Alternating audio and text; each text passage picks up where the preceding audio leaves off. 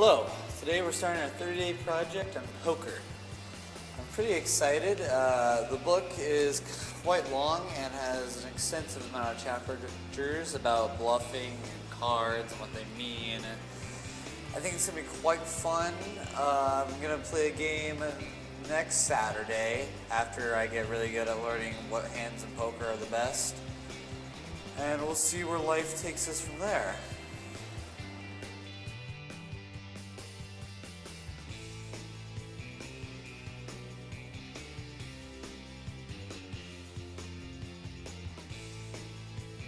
Before we get into officially going into a card deck and how many cards are in what is the suit and everything like that, I'm going to throw out a reference from my book, which is on chapter 3, like 7 pages into the chapter, which says, knowing the cards is the most important step of the game. If you don't know your cards, then what's the point of playing? You will just be throwing out random things, hoping you get a succession, and betting wildly without even knowing. You're basically going into the war blind. So it's very important that you know what is certain cards, how they work, and what combinations you put them into to get a winning game. Hello, ladies and gentlemen. Before we play a poker game, we must first go over what is a deck of cards. In a deck of cards, there are 52 cards. These 52 cards get split up into 13 blacks and 13 reds, and even further into 4 suits: hearts, diamonds, spades, and clubs.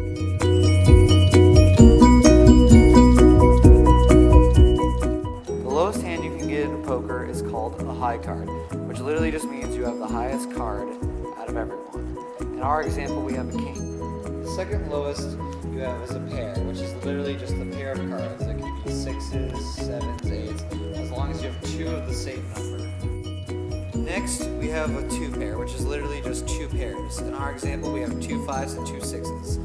As long as the numbers are the same and you have 2 pairs, that's a good hand. This is 3 of a kind.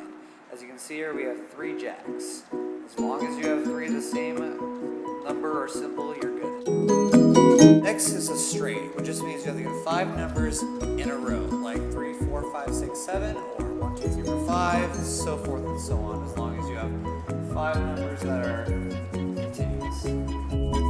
Next, we have a flush.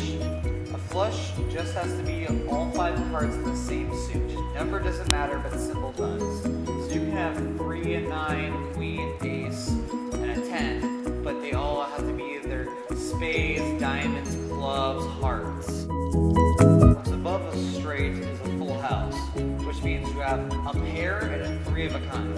In our example, we have a pair of 6s and then trip 7s. As long as you have a pair or a 3 of a kind, it is considered a full house. Moving on from a full house, we have 4 of a kind. Now, a straight flush is one of the hardest hands to get in poker. It combines a straight and a flush. So you have to have 5 numbers in sequence, 3, 4, 5, 6, and 7. But those 5 numbers have to be the same suit.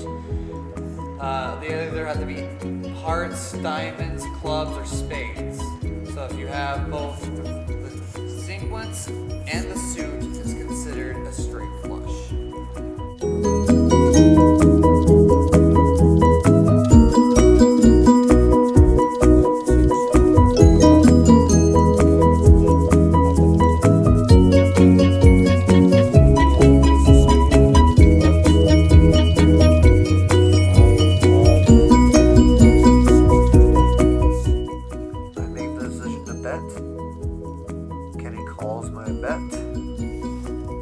Gone through the first run, so we flip over the first 3 cards.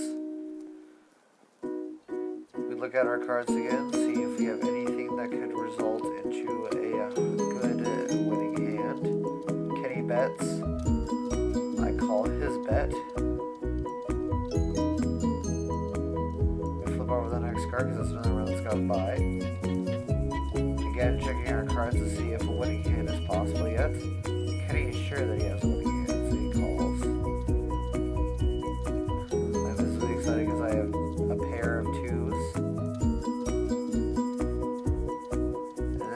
Last card because that was the final thing. We've now moved over to the last round of betting. Pretty sure we have good hands here. I place in a lot of money, and Kenny matches that bet.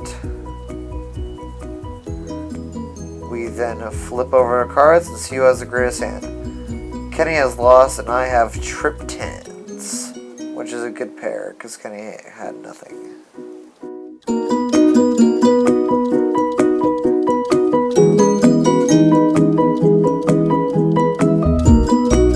Hello, again. I'm here to explain to you what the art of bluffing is. Bluffing is basically lying to your opponent or tricking your opponent. For a bluff to be successful, either you get your opponent to fold or get your opponent to put in so many chips that you have the winning cards and then he just lost all of his money.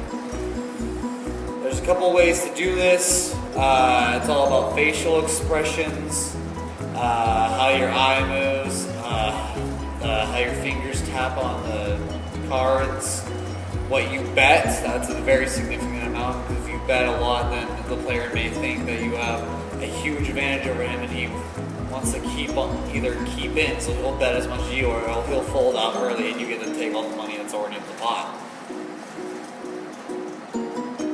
That's really about it. It's just the art of lying. And I'd like to say I'm a terrible liar, so we'll see how this goes.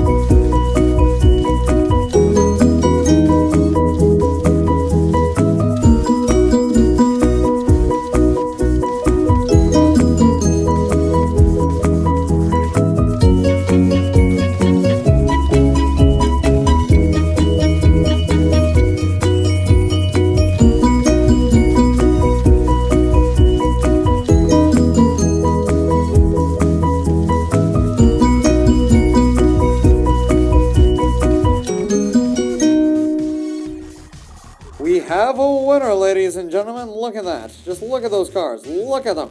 Look at me pointing at those cards. We have a winner. Done.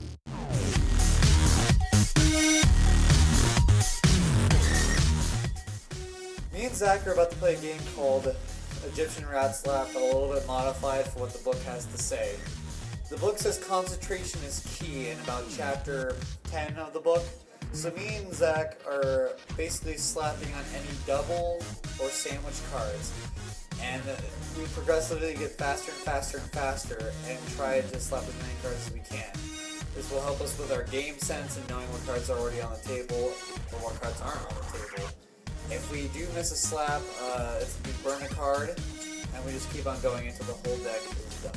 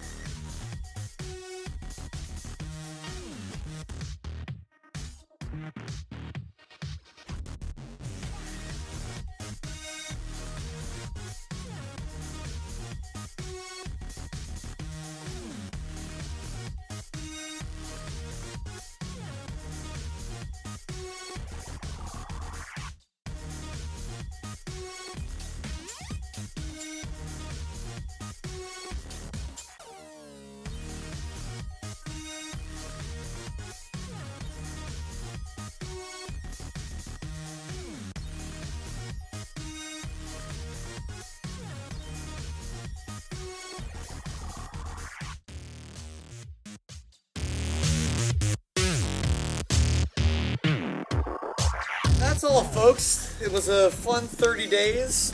The book, would I recommend it? I mean, if you're interested in cards and just love to learn how to bluff, because that was 60% of that book was just bluffing. Lots and lots of bluffing. Did I learn a lot from it? I'd say I got 10% better than I was at the start of this 30 days. I understand things better than I would have. And I won like 2 games out of 3. So that's a 66% average. That's pretty good, I'd have to say. Bye.